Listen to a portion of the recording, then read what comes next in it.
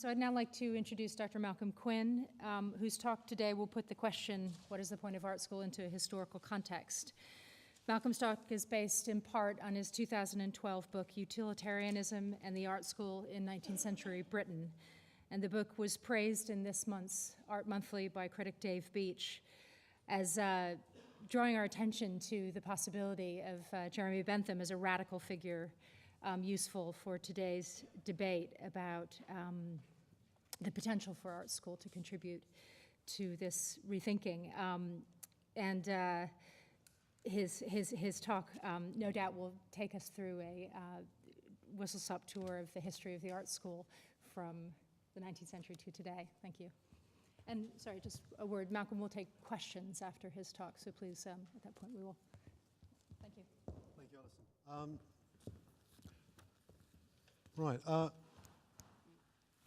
Yes, this book came out last year. Now, Kim was talking about political experiments. Well, the art school in Britain began as a political experiment, which is what that book's about. And I want to move on to this. This is a quote from Michael Craig Martin in conversation with John Baldessari. The quote says, "An art school was something in Britain. If you said to an ordinary person on the street, 'Oh, he goes to art school,' they didn't know what an art school was. But everyone knew there were things called art schools. It was part of the social fabric of Britain." Which made me think of post boxes. Part of the social fabric of Britain. So, what's the point of art school? The quote I've just put up from Michael Craig Martin points to an apparent problem in answering this question. Craig Martin suggests that these things called art schools have been both up close and far away in British culture. They have been part of the social fabric of Britain, even though he says the ordinary person on the street wouldn't have been able to tell you what goes on there. But I think we can dispel this mystery. In this paper, I'm going to argue that if we give sufficient focus to the art school as an institution, that will allow us to understand what an art school is and what goes on in it. Then we can dispense with the mythical ordinary person in the street and their apparent problem with defining the art school, which will be a good thing. So I'm taking it that the question, what's the point of art school, is asking me to address the art school as an institution, not simply as a container for people who study art and design and teach it. If I then set out to address the art school as an institution, I must assume that the question of what art schools are for, what goes on there, and what place they have in the social fabric are all linked in some way. Michael Craig Martin's reference to things called art schools points to the historical development of a collection or set of publicly or civically funded art institutions in Britain. In this paper, I will look at the political architecture of this set of institutions as it evolved in the years after the first publicly funded art school in Britain, the School of Design, which was established in Somerset House on the 1st of June 1837, the same year that Queen Victoria came to the throne. So the art school was literally a Victorian invention.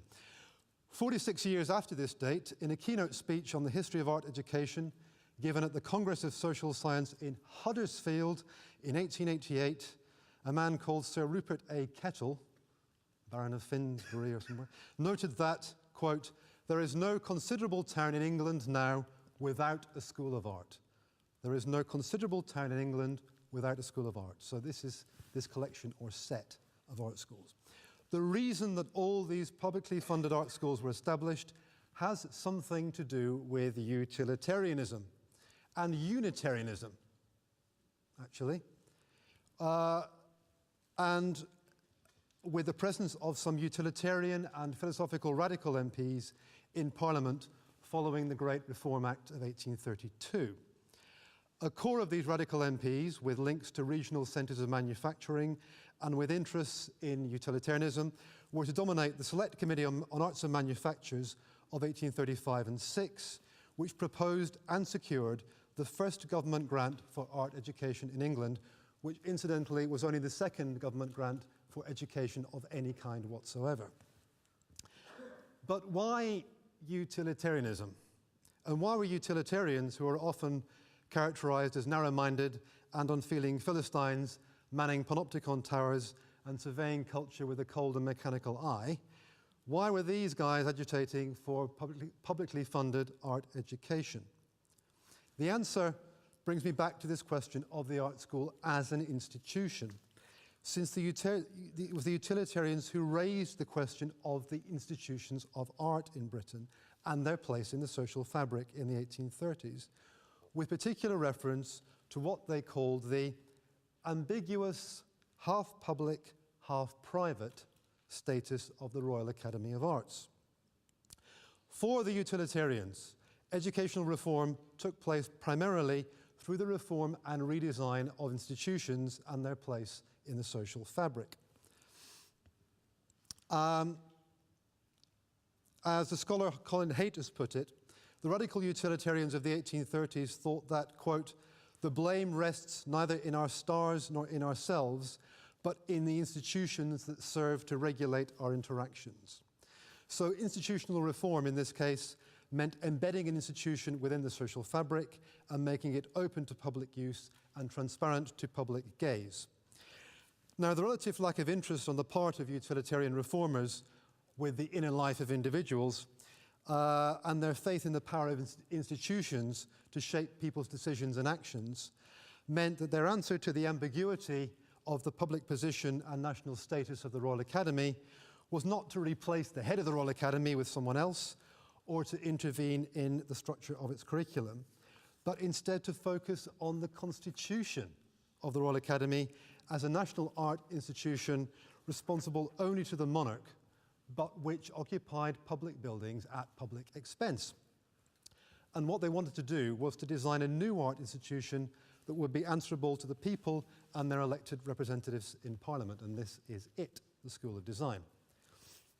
This policy was summarised by William Ewart MP for Liverpool and chair of the Select Committee on Arts and Manufactures as the education of the eyes of the people by our own government. Imagine Maria Miller proposing that. Now, on the face of it, this seems like standard Victorian paternalism, as if the government was going to assume the role of the master in the art school and usurp the place of the artist in the academy. But Ewart was more concerned with the restrictions on public access and public education that he saw as being inherent to the constitution of the Royal Academy and its links with the monarch, which he thought could be solved by changing the position of the academy within public space, by replacing the constitutional instrument that linked it with the king with a charter that would make it accountable to the people through representative democracy. It's worth recalling that William Ewart, this man here, after helping to establish the art school, went on to pass a bill to establish free public libraries on the rates. Same philosophy. So what Ewart and his allies in the Select Committee were after was a new political design for institutions of art in Britain. In their view, the art institution should be a public institution with a place in national political economy and, yes, the social fabric of Britain. Now, in what follows in this lecture, I'm going to look at two examples of this redesign. One, William Ewart's in more detail, and then on to Henry Cole's Chamber of Horrors of 1852, which proposed a radically public version of the art school curriculum. So both these projects relate to this idea, the education of the eyes of the people. In fact, Cole's version of this was an update or upgrade of Ewart's version. Quite explicitly, it was a retooling of the design, a redesigning. Before I deal with these two case studies or examples, I want to discuss the relationship between then and now, briefly, and come to Maria Miller. Now, last year was the 175th anniversary of public funding of art education in England, and it's a good moment to reassess and rethink. But one problem with doing that is the lack of focus on public or civic art institutions as a set. You know, one studies the curriculum, or you talk about the teachers or the artists, but never talk about what Michael Craig Martin called this set of things called art schools. So I think this makes it quite difficult to read their place in the social fabric. Now, partly that's because after those early reforms, and by 1888, when Sir Rupert Kettle was looking contentedly at all these art schools in the landscape, you know, the socio-political and socio-cultural drive that established them wasn't quite as prominent anymore. And it doesn't become prominent again until public funding becomes an issue again, as it is now. But once public funding becomes an issue again, the debate tends to oscillate between two extremes. On the one hand, the arts have intrinsic value. On the other, the arts have mere economic value. Those are the poles. Funny enough, Maria Miller adopts both of these positions. It's noteworthy that she likes to have her cake and eat it, speaking of the intrinsic value of the arts on the one hand, whilst asking arts organisations to hammer home the value of culture to the economy on the other. This is what Catherine Bennett says. She says, no, they're not, the government aren't Philistines. They want Wagner and Tracy Emin. But they're quite happy to have other people experience a kind of more degraded or less exalted state of culture. So this is what connects now to the 1830s, because it's precisely this distinction between the culturally aware and the culturally inert, and the gulf between ruling social elites and the population of Newcastle, that was at the heart of the utilitarian reform of the art institution in the 1830s. The difference between William Ewart MP in 1835 and Maria Miller MP in 2013 is that for Ewart, everything was political, including art and especially the national economy. Whereas for Maria Miller, everything is economic, including art and even politics. In telling arts organisations to, quote her, hammer home the value of culture to the economy to her colleagues around the cabinet table, she places her own trade of politics in that same economic basket of goods. What are they holding? What's the government holding? Are they just accountants?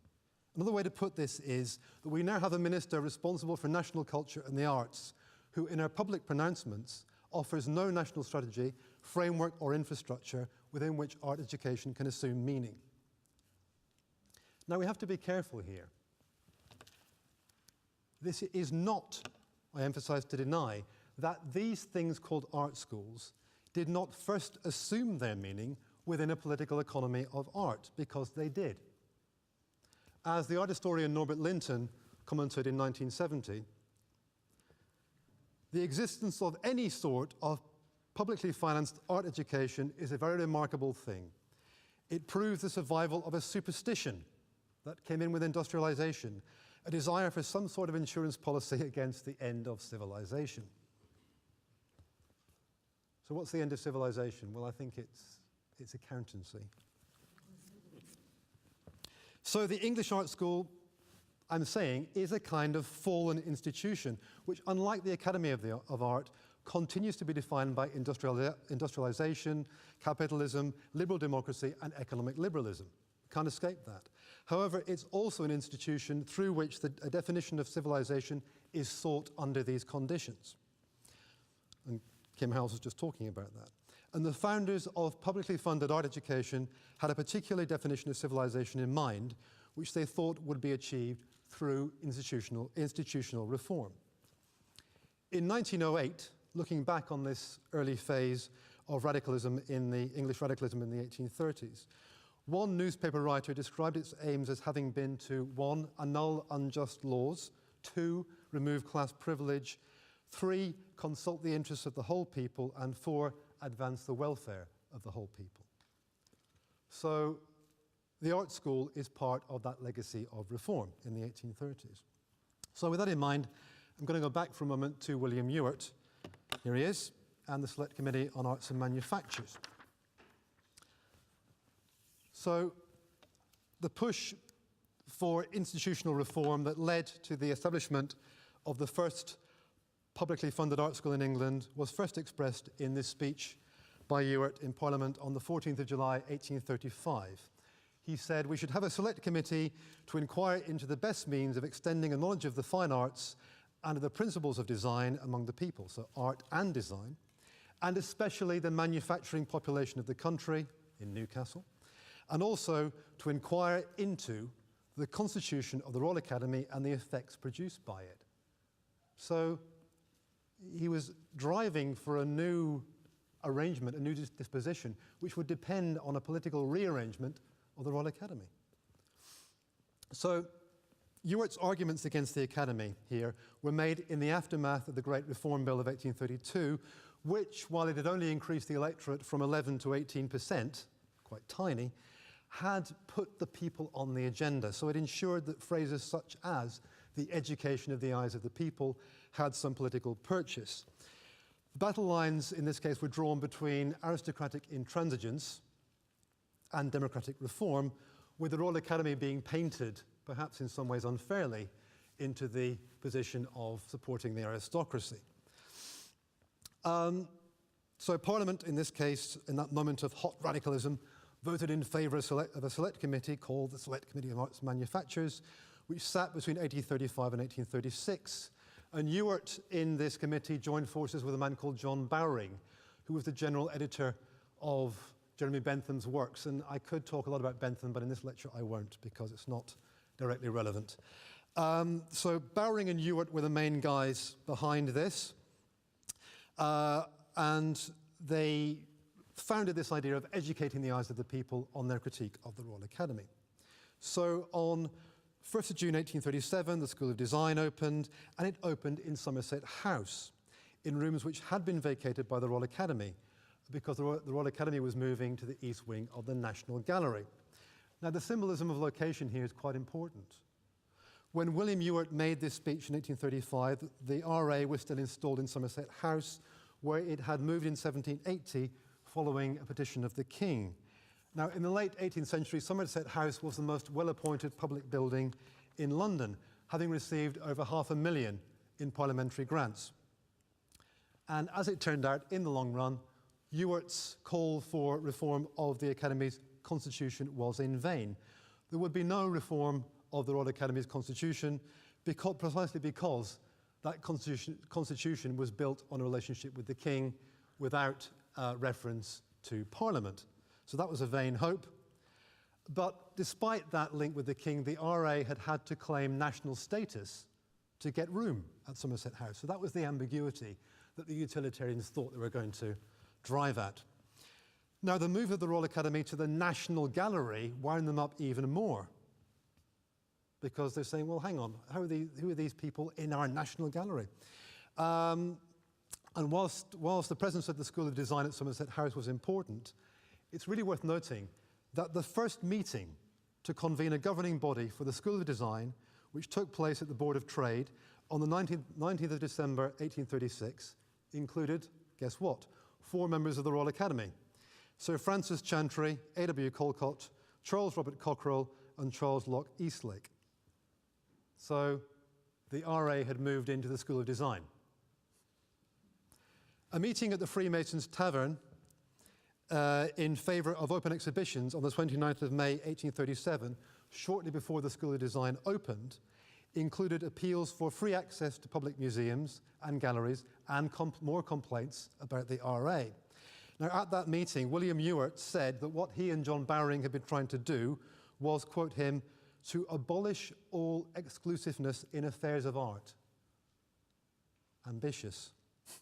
And that it was therefore contradictory, he said, that, quote, the Royal Academy occupies part of a building, the National Gallery, erected at your expense, to which the public did not have free access.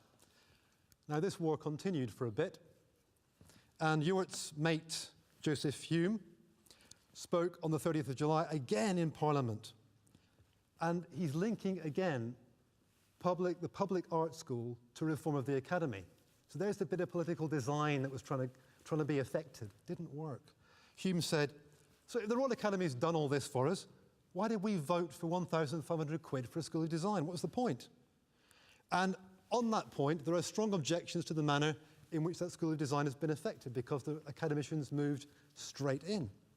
Let the academicians, if they think proper, give up the apartments that belong to the public and declare themselves a private body, and we won't ask them for anything. But as long as they act as a public body and claim to occupy apartments in a building erected and supported at public expense, so long they are amenable to this house, he said. It was all in vain. It didn't work. But this is the political project for utilitarian reform of the art school in a nutshell, because the art school cannot be established without a change in the position of the RA. As I said, this was all in vain, and the vote in this case was lost. Strangely enough, many of the people who voted with Hume in this instance were the same people who had voted for Ewart to establish the Select Committee, and over the space of 4 years, the mood had changed, and that hot radicalism was cooled off, and Hume didn't get his wish. So, back to the drawing board of utilitarian reform. And in comes this man, Henry Cole.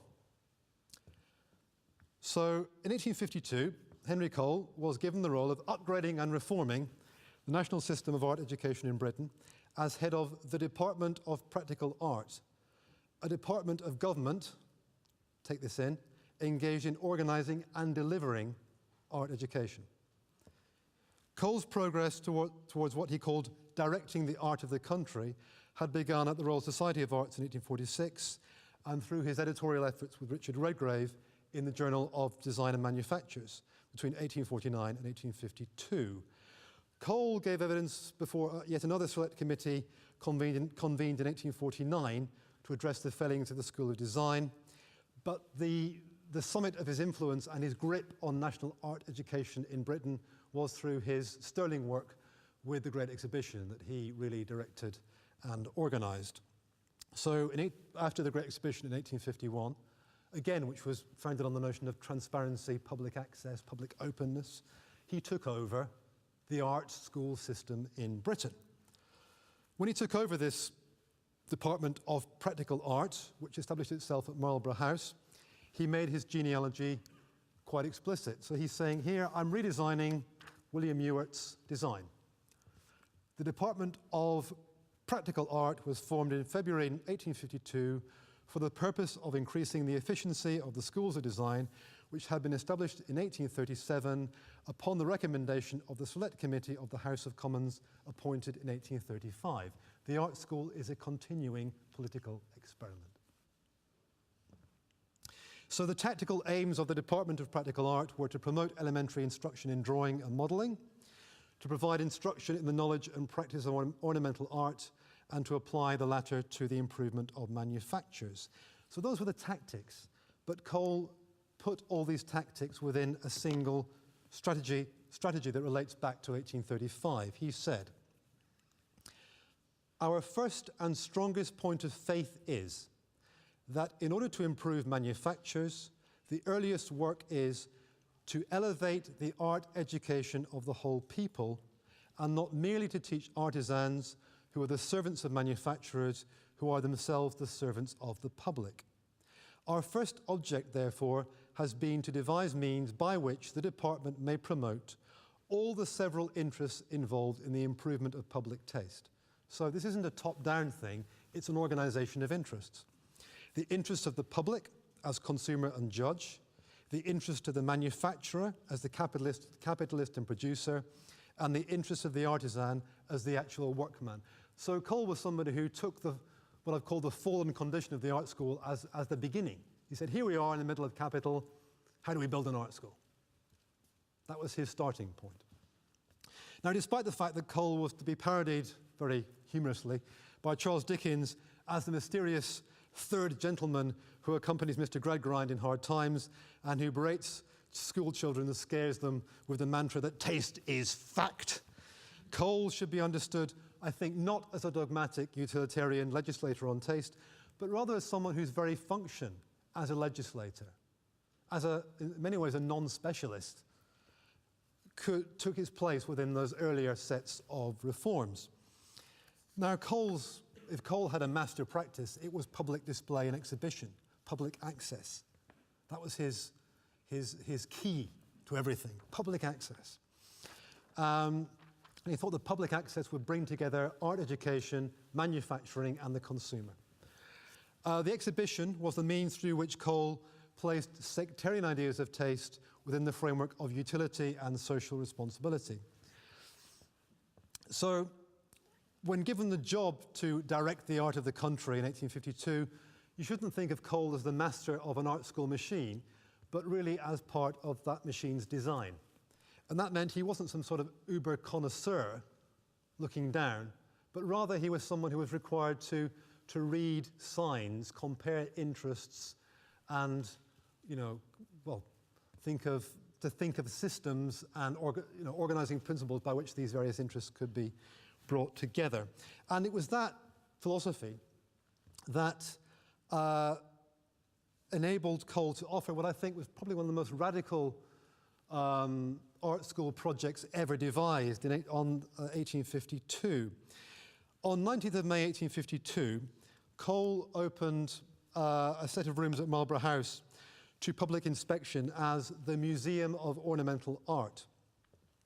The Museum of Ornamental Art opened with an annual exhibition by students at the Government School of Design. The nucleus of the museum was built from examples of the arts of manufacture, such as metals, pottery, glass, wooden textiles, which were chosen for qualities which display high excellence in workmanship or illustrate the true principles of design, which were purchased from the Great Exhibition. On the 5th of September 1852, Marlborough House opened with an expanded collection, which included objects such as wallpaper, gas burners, and tea trays that had been curated from everyday life. In an article in the Times on 6th of September, which was likely to have been written by Cole himself, which I'm quoting here, he described the work of education in this building in the style of a tourist guide. And he described at the end of this article this feature. He said, "The anteroom is fitted up as a sort of chamber of horrors," so he called it this himself, "in which a collection of all kinds of so-called ornamental manufacture, which are considered to exhibit false principles of decoration, such as vulgar and inharmonious colouring, want of meaning and unity in pattern, graceless imitation of natural forms, etc. The department, in giving its reasons for condemning the individual examples here shown, afford the public an ample opportunity of testing the accuracy of the canons it enforces in instructions to its students." So two things to note there. Want of meaning and unity. That's his idea of taste. Taste is something that lacks meaning and unity in an overall scheme. Secondly, the public and the students come together within a single curriculum. So if this was the voice of Henry Cole, his message was very clear. And these are examples of things that were considered to lack meaning and unity. And we've got Crystal Palace there and horses. So these, for Cole, were not they were not part of this public logic that he was trying to construct. So the message was that the department would supply the public with a rationale with which to augment their shopping and also to augment their understanding of the work of art students in the School of Design. So the material for the construction of that rationale would be supplied by things available in shops, such as wallpaper, gas burners, and tea trays. So the function of the Museum of Ornamental Art was to construct public taste in the present tense by teaching to the public on Mondays and Tuesdays the same curriculum offered to the students on other days. In Cole's view, art students and the public were both capable of errors that could be addressed by consulting the architectural judgment embodied in the museum and its wall-mounted text. So again, we have this idea that if only you get the arrangement of the institution right, with the bad stuff at the beginning and then the good stuff, if you arrange it properly, then the public and the students will read everything correctly and the institution will do all the work of pedagogy. Now, you can laugh at that, but that was what the utilitarian ideal of the art school was, the proper arrangement of the institution for the teaching of everybody, not just the education of students. So this again was a practical experiment in the education of the eyes of the people as mooted by William Ewart. Again, I think Cole's project looks paternalistic and high-handed, telling you what to think, what to do, until you realize that in attempting to teach art students and the public the same curriculum at the same time by means of a new institutional design, Cole was building on the twin principles of utilitarian reform. Firstly, again, that the blame doesn't lie in ourselves but in the institutions that regulate our actions. Secondly, that art institutions assume their meaning within a broader program for removing class privilege, consulting the interests of the population, and advancing their welfare. So I'm coming to a conclusion now. And I'm coming back to the quote we had at the beginning. So I said at the beginning that I put this up. We've got an imaginary puzzled person who's saying, I know art schools are everywhere, but I don't understand what goes on in them. So far in this paper, I've offered two examples of utilitarian design. The first, from 1835, relied on a change to the constitution of the RA in the name of public access. The second was a redesign or upgrade of this program in 1852, which is premised on the sharing of a single curriculum between art students and the general public.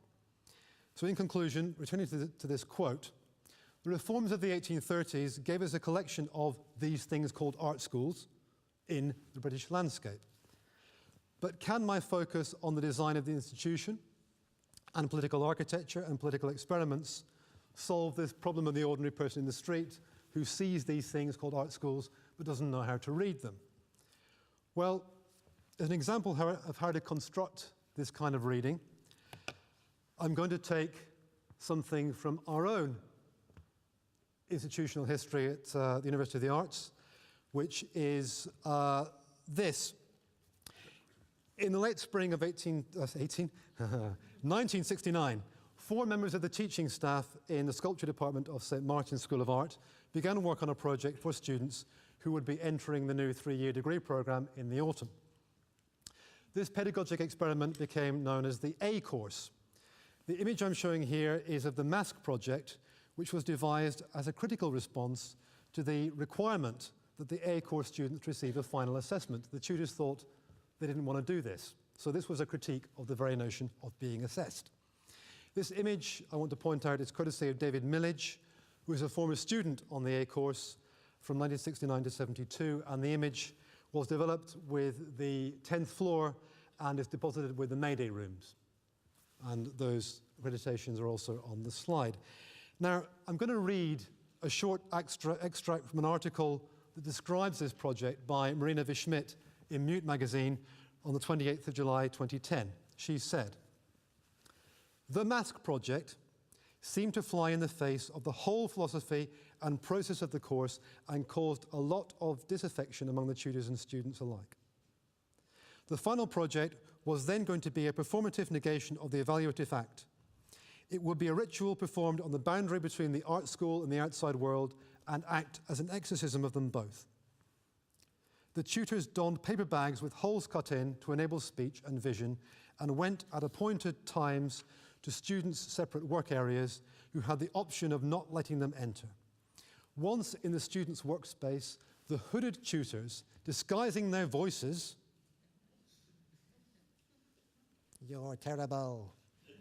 Your work is dreadful,' would take turns lambasting the student and their work for about half an hour, alternating with patronizing professional advice. Have you tried Victoria Miro? So, finally, the weirdness, the bit that the ordinary man in the street can't understand. An exorcism, paper bags, funny voices. Craig Martin's ordinary person in the street looks at this and is puzzled. She or he cannot reconcile the fact that art schools are everywhere, they're part of the social fabric, with this incomprehensible teaching practice. But in this case, the part of the equation that the ordinary person on the street knows about, namely the place of art schools in the social fabric, their embeddedness, is also the cause of the weirdness. The mask project stuck rigorously to the principle that an experiment in art school teaching is a social experiment, and that a social experiment necessarily must be concerned with the place of art school teaching in social space and the fabric of society. So any weirdness in the art school is also the weirdness of liberal democracy and of economic liberalism, as the art school assumes a set of problems in the construction and maintenance of public culture that the Academy of Art was never ever asked to take on. And that finally is the point of the art school in Britain. It comes after the Academy of Art, and as I've shown, the reason it comes after the Academy of Art is that it comes after a key moment for liberal democracy in Britain, the Reform Bill of 1832. These conditions of the art school's existence, one after the Academy and 2 after liberal democracy means that we continue to need the art school and that there will be nothing after the art school until the Great Reform Act of 2032. Thank you.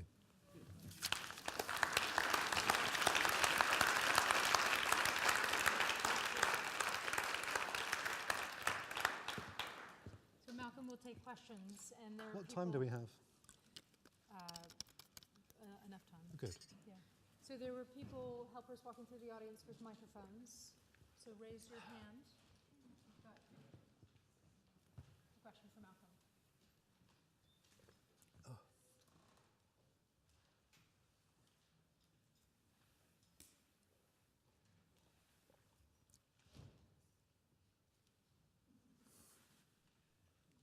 No?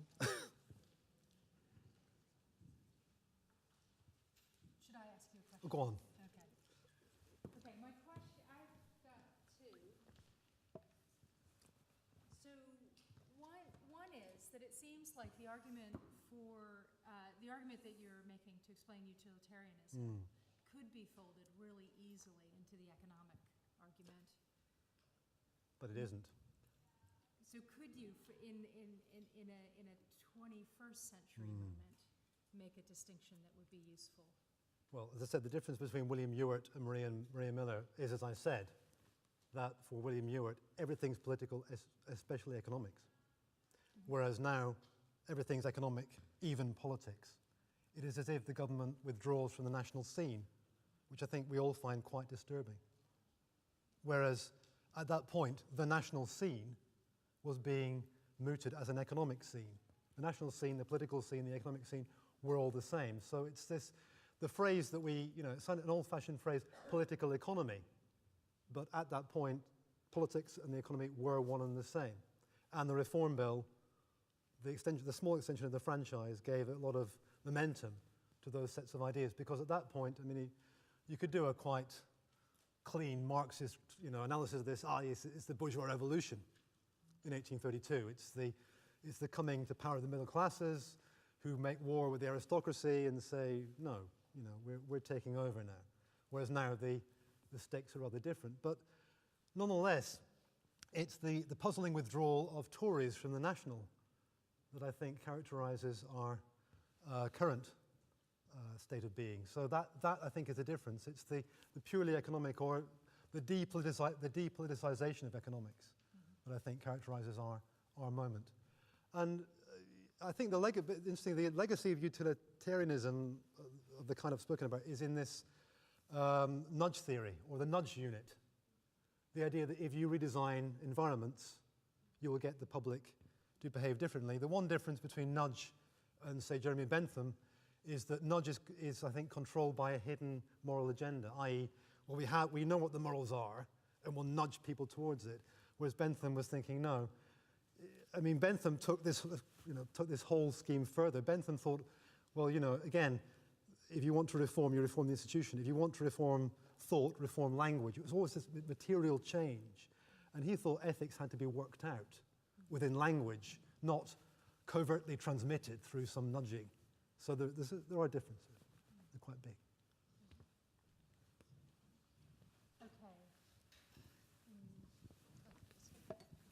Yeah. Was there a sense amongst entrepreneurs, industrialists, that there needed to be better design in Britain? Yeah. I mean, the idea was, of course, and it was those days, it was beat the French, and it was seen that we had a growing industrial manufacturing base to be proud of, but the French had set up schools of design. We hadn't. Designs couldn't be copyrighted adequately in Britain, so there was no point being a designer because everything got ripped off. So there was, a kind of a ground level wish for something that would enhance manufacturing. But this was all wrapped up with this impulse for public education, because you had to bring the consumer on in order to get them to recognize what good design was, and so forth and so on. So that was all part of what the thinking was.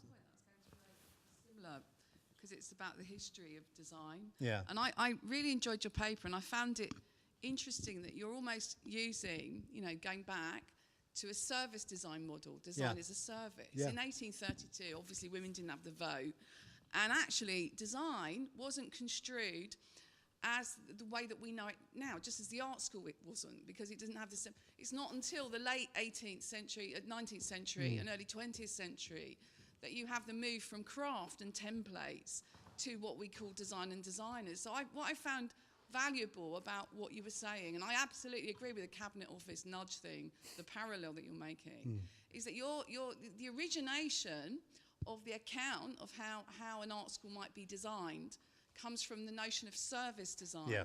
And I think that's an interesting debate, given that our head of college has recently written in Blueprint about GovUK, which is an argument about, the problems with politics intervening at this time. So I found it very interesting. Thank you. I just want to add that it's strange if art schools have to tell the government to get hold of the national context for this, which is, I find quite bizarre.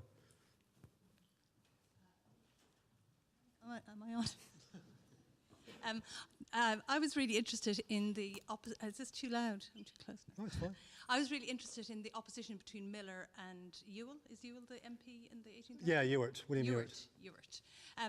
I found that less easy. I suppose my question, it'll take me a couple of seconds to get it out, but my question is around trying to understand that opposition more clearly. Because for me, working in art schools, I see the quote that you gave from Miller there being actually quite close, because one of the challenges I think that we all have working within art institutions is to understand the political and cultural role of artists. And I don't mean that at all in a programmatic or in a utilitarian kind of way. I mean, what do we give back? And I thought that was very interesting when you were talking about Hornsey and everything else. That whole, from what I'm looking at it from somebody looking back, but one of the great values of that to the generations that came after it was about a group of art students looking at what art schools could give to culture. And I wonder today at how good we are at instilling that attitude amongst art students. What should art students be thinking about contributing back? And in a way, I suppose my question is, if you're a government minister, perhaps some of the frustration, and I don't know anything about Maria Miller, but I think one of the frustrations must be sometimes that in framing those debates, it can't just be the wonderful, personal, creative, challenging, and all of the great things that we do in creative education versus the economic. We need to somehow get that sense among students of collective responsibility, because art schools are part of society. Yeah. And if we want them to thrive, then we have to see ourselves as part of society. And I suppose I couldn't quite see the difference. Well, that's what Kim was talking about. Maybe Kim wants to respond to that, because that's what he was talking about. Yeah, that's the key to what we were about anyway in that 1968 event. It was about where we were. It started off actually as a reaction against what we saw as this horrible bourgeois gallery system, where if you wanted to succeed as an artist, you had to kowtow to these appalling people who dictated taste. And actually, I carry that flame to this day.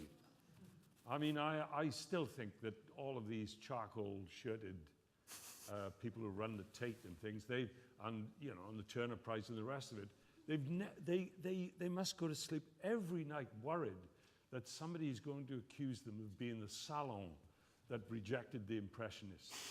They are appalling, I think. And what was so invigorating, I think, about the work that Malcolm's been doing, is that it said, well, hang on a minute, this is part of a much wider debate than this. You've got to try to put those narrow concerns into a much wider political, with a small p if you like, a political context, which doesn't receive the kind of debate it should receive. So I think it's a key question that you're asking, and art students ought to be able to answer it. Not everyone will, but not every politician can say why they're in politics. Most of them bloody can't, to be honest with you.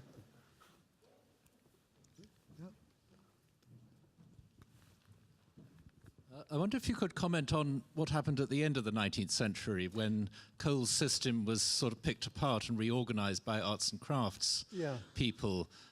with a very different set of agendas, because they thought that it had turned art students into sort of automata.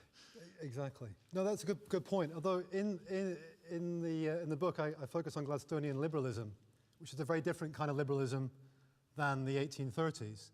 And I don't deal with the arts and crafts, but intriguingly, because I was focusing on utilitarianism, I look at someone called Jevons, who was the marginal utilitarian who wrote against coal. And his premise was, in some ways, really vicious and actually, frankly, racist. Because he said, coal got it all wrong. You can't educate the masses. You can't stick a turnstile on a museum and count the numbers. That's wrong. He said, what you can do is you can educate the professional classes, because only they, unlike the Irish, have the capacity for that kind of hard work. And he was using marginal utility to express that, weird physical calculation.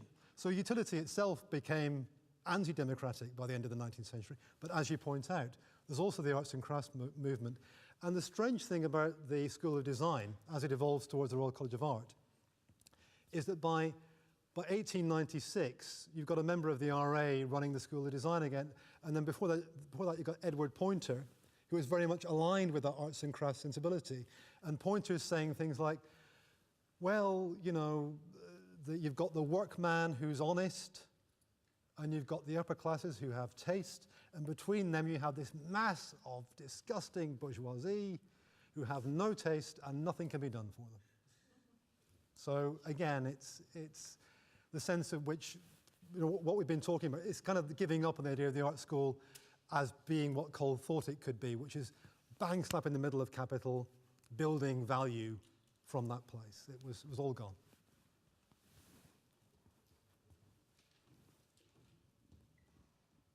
Hi. Just economically, I was wondering, as a sort of business model, whether we should have a chamber of horrors so that we could tell people what bad taste was. I think people would really love it. And, you know, St. Martin's, you could absolutely categorise what was bourgeois taste, the way that Grace and Perry did. Or you could say these places actually already exist, we've already got them. But I'm just wondering if there's a kind of money to be made there. Well, I think in a sense, what I described was a very particular focus on institutional design that was the driving force behind all these reforms. And I think in many ways that wouldn't work now. But what would work, I suggest, is trying to teach everyone the same curriculum that we teach in the studios. Why not? It's funny that, we've got this threat of massive online courses, and we think, oh my God, are we doing enough to put our courses online? Are we doing enough to bring anyone who wants to benefit from an art school education into the curriculum that we offer, and sharing that curriculum and getting people to look at it and judge?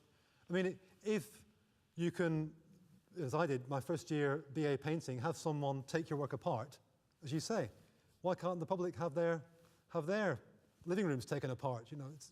At least they can then be put through a kind of rigorous evaluation, and they can compare, as Cole hoped, the student work with their home and see what the relationship is between what the student does and what they consume. Maybe, I don't know. But I think certainly there's a way in which we can do more to bring our curriculums into the public domain.